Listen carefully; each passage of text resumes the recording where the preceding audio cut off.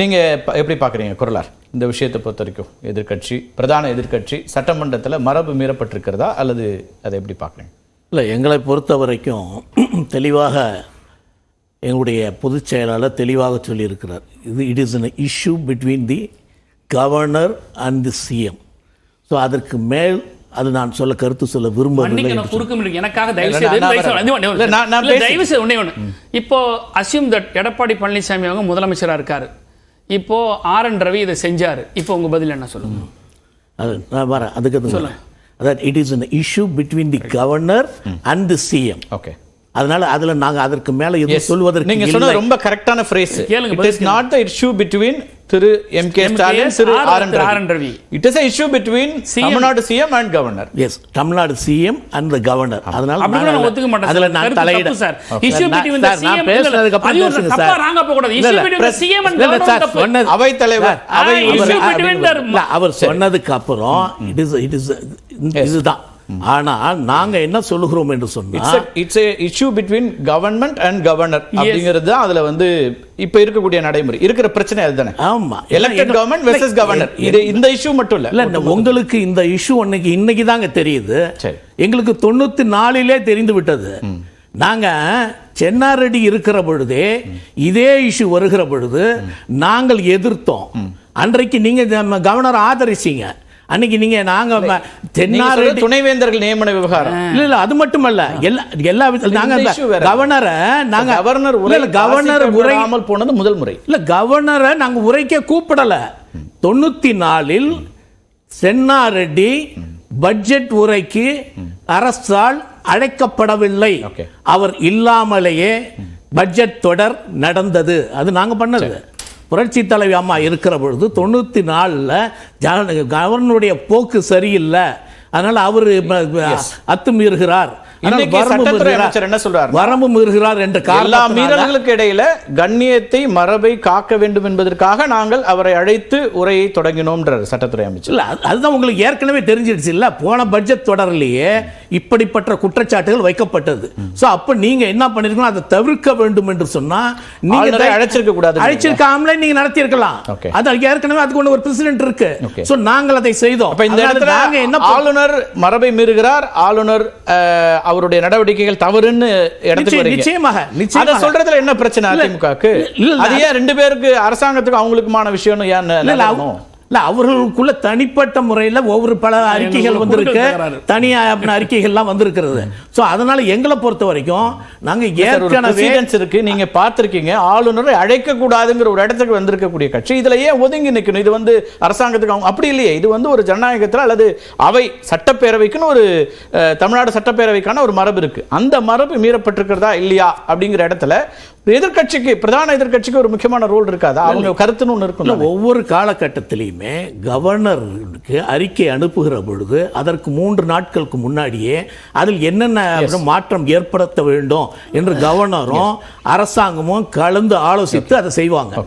So அப்ப governor இவைகள்லாம் எனக்கு தேவையில்லை, இதையெல்லாம் நான் சொல்ல மாட்டேன் என்று சொல்லுகிற பொழுது அதற்கு அரசாங்கம் ஒத்துக்கொள்ள வேண்டும் என்ற அவசியம் கிடையாது.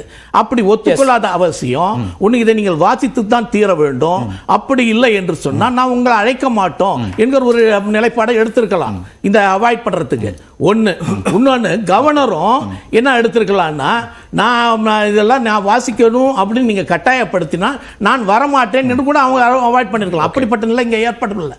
அதுக்கு தான் நாங்க என்ன சொல்றோம்னா, நாங்கள் நீங்க உங்களுடைய நிலைப்பாடு ஒவ்வொரு காலகட்டத்திற்கு மாறக்கூடாது.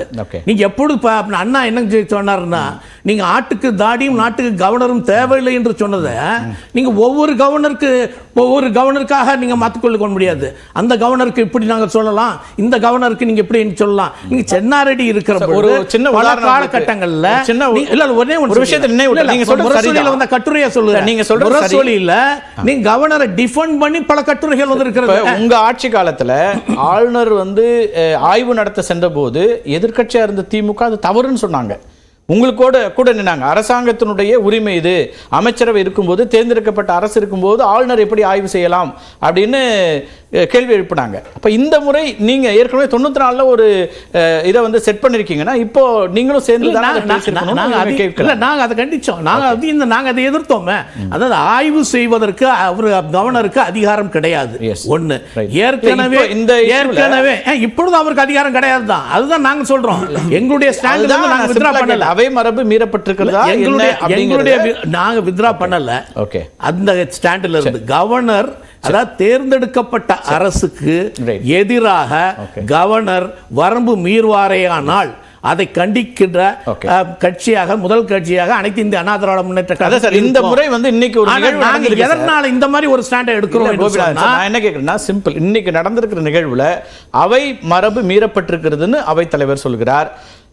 இல்லன்னு நீங்க சொல்றீங்களா, ஆதரிக்கிறீங்க? அதுதான் சிம்பிள் கேள்விதான். நேரடியா இது அவை மரபு மீறப்பட்டிருக்கிறது, ஆளுநர் மீறி இருக்கிறார், மீறவில்லை, அது ரெண்டு பேருக்கு சம்பந்தப்பட்டதுன்னு நம்ம அப்படி ஒரு தள்ளி நிக்கிற மாதிரி இருக்கு. என்ன காரணம் என்று சொன்னா, இதுக்கு முன்னாடி என்ன அவர்கள் சொன்னார்கள், இவர் என்ன சொன்னார்கள் எங்களுக்கு தெரியாது. பிரச்சனை இல்ல இல்ல அது இல்ல அரசே இவர் அவங்களுக்கு என்ன நடந்திருக்கிறது எங்களுக்கு தெரியல. இன்னொன்று என்னன்னா, see, the governor is supposed to read whatever which has been given by the government. கவர்மெண்ட்ல என்ன அறிக்கை கொடுக்கிறார்களோ அதை படிக்க வேண்டிய பொறுப்பு அதான் சொல்றீங்க. ஆனா ஒன்று இவங்களும் அவாய்ட் பண்ணிருக்கலாம், இல்ல அவர் அவாய்ட் பண்ணிருக்கலாம். பொறுப்பு சபாநாயகருக்கும் இருக்கிறது. Okay. He cannot take sides. Okay. He cannot sail with politics. Okay. So he'll have to maintain his dignity and the நடுநிலையில ஜெனரிக்கா சரியா அப்படி இருக்கிற பொழுது ஸ்பெசிஃபிக்கா வரும்போது ஏன் நம்ம சொல்ல யோசிக்கிறோம்? இல்ல அப்படி இருக்கிற பொழுது அவரும் தன்னுடைய நிலையை தவறி இருக்கிறாரு. அவரும் அந்த கோர்ட் சேவை சொன்னதும் தவறு, நீங்க இவர சொன்னதும் தவறு. என்னன்னா, நீங்க பொலிட்டிக்கல் லைன் எடுக்க முடியாது. சோ அப்ப சபாநாயகரும் தன்னுடைய நிலையிலிருந்து மாறி இருக்கிறார். ஒன்று. நாங்க ஏன் அப்படி சொல்லுகிறோம்னா, உங்களுடைய நிலைப்பாடு எல்லா கட்டத்திலும் ஒரே மாதிரியாக இல்ல. அதனால நாங்க இதுல இருந்து விலகி இருக்கிறோம். இல்ல அது திமுகன்ற ஒரு தனிப்பட்ட ஆட்சி நிலைப்பாடு. நான் திரும்ப கேட்கிறது, தமிழ்நாடுங்கிற ஒரு மாநிலம், மாநிலத்தினுடைய உரிமைகள், அவையினுடைய உரிமைகள், சட்டப்பேரவையினுடைய உரிமைகள், அது சார்ந்து கேட்கிறேன். நீங்க அவைத்தலைவர் இதுல மரபை மீறிட்டாருன்னு தெளிவா சொல்றீங்க. ஆனா ஆளுநர் மரபை மீறினாரா சொல்றேன். நாங்க ஏற்கனவே இப்படிப்பட்ட செயல்கள் மரபை மீறியதுதான். ஆனால் அவர்களுக்குள்ள என்ன நடந்தது என்பது எங்களுக்கு தெரியாது. ஷானவாஸ், இது எப்படி பார்க்க வேண்டியிருக்கு? ரெண்டு பேருமே இதுக்குள்ள இந்த இடங்கள்ல அவங்கவுங்க எல்லையை தாண்டி போயிருக்காங்கன்னு திரு குறளார் ஒரு விஷயம் முன்வைக்கிறாரு. அப்புறம் ஆளுநர்களுக்கு ஒரு நெருக்கடி ஏற்படுத்த விதமாகவே ஆட்சியாளர்கள் இருக்கிறாங்க அப்படிங்கிற ஒரு விமர்சனத்தையும் டாக்டர் தமிழிசை முன் வச்சாங்க. உங்க பாயிண்ட்? இல்ல, ஆளுநருக்கும் தமிழ்நாடு அரசுக்குமான முரண்பாட்டுல இந்த சமன்படுத்தும் வேலை நடக்குது பாருங்க. இந்த பக்கம் தவறு பண்ணிட்டாங்க, அந்த பக்கம் தவறு பண்ணிட்டாங்க. இது ஒரு மோசமான செயல். ஏன்னா, தமிழ்நாடு அரசுக்கும் RN ரவிக்குமான முரண்பாட்டில் RN ரவி செய்தது சரி, தமிழ்நாடு அரசு தான் தவறிழைத்து விட்டதுன்னு எந்த நீதிமன்றமாவது ஒரு கருத்தாவது சொல்லியிருக்கா தமிழ்நாடு அரசை நோக்கி? இந்த பிரச்சனை பல முறை நீதிமன்றங்களுக்கு போயிருச்சுல. எங்காவது ஆளுநர் செய்தது சரி, அவர் அரசியலமைப்பு சட்டத்துக்கு உட்பட்டு, அவருக்கு வழங்கப்பட்டிருக்கிற அதிகாரத்துக்கு உட்பட்டு, மரபுக்கு உட்பட்டு அவர் செயல்பட்டு கொண்டிருக்கிறார், தமிழ்நாடு அரசுதான் அரசியலமைப்பு சட்டத்தை மீறி இருக்கிறது, தமிழ்நாடு அரசுதான் அவை நடவடிக்கைகளை மீறி இருக்கிறது, தமிழ்நாடு அரசுதான் மரபை மீறி இருக்கிறது, யார் எந்த நீதிமன்றத்துல எந்த நீதிபதி கருத்தாகவோ தீர்ப்பாகவோ சொல்லியிருக்காங்க? கிடையாது. ஆனால் ரவி கண்டிக்கப்பட்டிருக்கிறார். ஆளுநர் ரவியினுடைய செயல்பாடுகள் ஒவ்வொரு முறையும் கண்டிக்கப்பட்டிருக்கிறது. உங்களுக்கு அதிகாரம் கிடையாது, மக்களால் தேர்ந்தெடுக்கப்பட்ட அரசுக்கு தான் அதிகாரம் என்று நீதிமன்றம் மீண்டும் மீண்டும் சட்டத்தின் வழி நின்று உறுதிப்படுத்தி இருக்கிறது. அப்போ இதுல ஏன் சமன்படுத்துறீங்க? எங்க தமிழ்நாடு அரசு தவறிழைத்தது? ஆளுநர் ரவி தவறாக ஒவ்வொன்றையும் செய்துவிட்டு ஒரு மணி நேரம் கூட அவருடைய நிலைப்பாட்டில் அவரால் நீடிக்க முடியாமல் பின்வாங்கி இருக்கிறார். செந்தில் பாலாஜி அவர்களை நீக்கம் செய்தார். எந்த அதிகாரத்தில் செய்தார்? யார் அவருக்கு அதிகாரம் கொடுத்தது?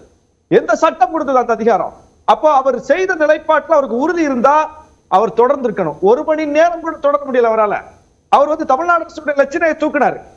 10 நாள் கூட அவரால் தாங்க முடியல. அடுத்த பொங்கல் விழாக்கு தூக்கினாரு, குடியரசு தின விழா கொண்டு வச்சுட்டார். திரும்ப அவரே வச்சுட்டார். எதுலயாவது ஒண்ணு சொல்லுங்க. அப்போ இன்னைக்கு போன முறை என்ன பண்ணாரு? அவையில தன் விருப்பப்படி வார்த்தைகளை விட்டார். அது அவருக்கு அதிகாரம் இல்ல, அவை குறிப்பில் ஏறாதுன்னு போன முறையே வெளிப்படுத்தி காட்டினதுனால இந்த முறை என்ன பண்ணிட்டாரு? தப்பிச்சுக்கிட்டாரு. அதை வாசிக்காம, ஏன்னா வாசிக்க முடியாத, போன முறை வாயில வந்ததெல்லாம் பேசின மாதிரி இந்த முறை வாயில வந்ததெல்லாம் பேச வேண்டியதானே? ஏன் அந்த உரைக்குள்ள போய் உரைக்குள்ள தன் கருத்தை சொல்ல முடியல? அப்ப அவருக்கு அதிகாரம் இல்ல, அது அவருக்கே உணர்த்தப்பட்டு விட்டது. அதனால உரைக்குள்ளே போகல. இல்ல, உரையிலே பாகுபாடுகள் இருக்குன்னு அறிக்கை சொல்றாங்க. அதாவது பாகுபாடான அரசியல் கருத்துக்களை தெரிவிப்பதா இருக்கக்கூடாதுன்னு ஏற்கனவே அவர் குறிப்பிட்டாரு. உண்மைக்கு புறம்பான தகவல்கள் இருக்கக்கூடாதுன்னு குறிப்பிட்டாருன்னு அவங்க அறிக்கையில சொல்றாங்க. ராஜ், அதுதாங்க போன முறையே அதை சொல்லித்தானே அவர் தன் கருத்தை சொன்னார். போன முறை அவருடைய கருத்து இதுதானே, இந்த உரையில எனக்கு உடன்பாடு இல்ல, எனக்கு உடன்பாடு இல்லாததெல்லாம் இதுல இருக்கு, எனவே அதை தவிர்த்து விட்டு எனக்கு தேவையான வார்த்தைகளை போடுவேன்னு போட்டார். உனக்கு போட்டதுக்கு அதிகாரம் இல்ல, இங்க பாருங்க சட்டம் இதுதான் அப்படின்னு சொல்லி அரசு உணர்த்திருச்சு. அதனாலதான் இந்த அவரால் உரைக்குள்ளேயே போக முடியல. அதை புரிஞ்சுக்கங்க. அப்ப உரைக்குள் போய் சொந்த கருத்தை சொல்வதற்கு ஆளுநருக்கு அதிகாரம் இல்லை என்பது உணர்த்தப்பட்டு விட்டதனால்தான் உரைக்குள்ளேயே இந்த முறை அவர் போகவில்லை. அப்ப அரசுக்குத்தான் அதிகாரம் என்பது இன்றைக்கு ஆளுநருடைய செயல்பாட்டின் மூலமே மீண்டும் உறுதிப்படுத்தப்பட்டு விட்டது. போன ஆண்டுக்கும் இந்த ஆண்டுக்கும் இடைவெளியில பாருங்க. அப்ப எதையாவது அவரால் 1 மணி நேரம் தொடர முடியுதா? 1 நாள் தொடர முடியுதா? 10 நாள் தொடர முடியுதா? 1 ஆண்டு தொடர முடியுதா? முடியல. மீண்டும் மீண்டும் அவர்தான் பின்னடைவை சந்தித்துக் கொண்டிருக்கிறார். அரசு ஏறி போய்கிட்டே இருக்கு. ஏன்னா அரசு சட்டத்தின் வழி நிக்குது, அரசு மரபின் வழி நிக்குது. முதல் கட்ட கருத்தா எடுத்துக்கிறேன் ஷானவாஸ். அப்புறம் ஆளுநர் தமிழிசை அவர்கள் இங்க அரசியல் பேசிட்டு இருக்காங்க. இதுக்கே இனி நீதிமன்றத்துக்கு அவங்களை கொண்டு நிறுத்த வேண்டி இருக்குது. அதுக்கு தனியா போறோம் நாங்க. அப்போ நீங்க என்ன சொன்னாங்க? அவங்க நட்பு ரீதியில், மரியாதை ரீதியில் அந்த திருத்தங்களை ஏத்துக்கணுமா? இணக்கமான முறையில் இருக்கலாம். அப்ப கூட அவங்களால சட்ட ரீதியில் சொல்ல முடியல. பாருங்க, நட்பு ரீதியில் மரியாதை ரீதியில் செய்யறதுக்கு எங்க சார் சட்டத்துல சொல்லி இருக்கு? ஒரு ஆளுநர் உரை நம்ம எழுதி அனுப்புவோம், அவர் நட்பு ரீதியில சொல்லுவாரா, மரியாதை ரீதியில சொல்லுவாரா, நம்ம ஏத்துக்கணுமா? இது சட்டமா? அவர்களால் கூட, அந்த கருத்தை சொல்கிற அவர்களால் கூட சட்ட ரீதியில் இதை செய்யுங்கன்னு சொல்ல முடியல. ஏன்னா சட்டத்துல அப்படி இல்ல. இல்லாதத கொண்டு வந்து ஏன் சார் எங்களை போட்டு பாடப்படுத்துறீங்க? முதல் கட்ட பேசலாம் நம்ம.